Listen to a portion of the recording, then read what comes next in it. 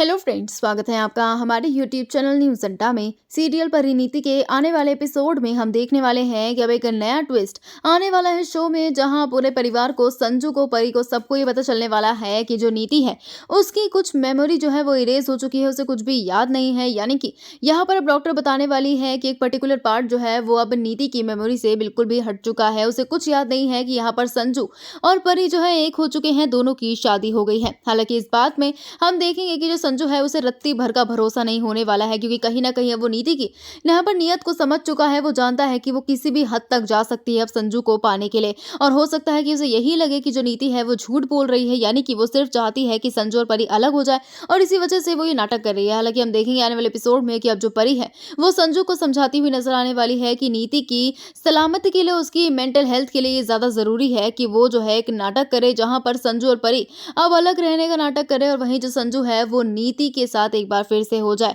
अब देखने वाली बात तो यह है कि क्या सच में ऐसा होता है कि एक बार फिर से अब नाटक में ही सही, लेकिन जो संजू है क्या वो नीति का हाथ थाम लेता है, या फिर शो में आता है कोई और ही बड़ा ट्विस्ट, और क्या सच में यहाँ पर नीति जो है इसकी याददाश्त जा चुकी है, या फिर आया है कोई और ही बड़ा ट्विस्ट। वेल, आपको इस बारे में क्या कुछ लगता है, हमें कमेंट करके जरूर बताइएगा।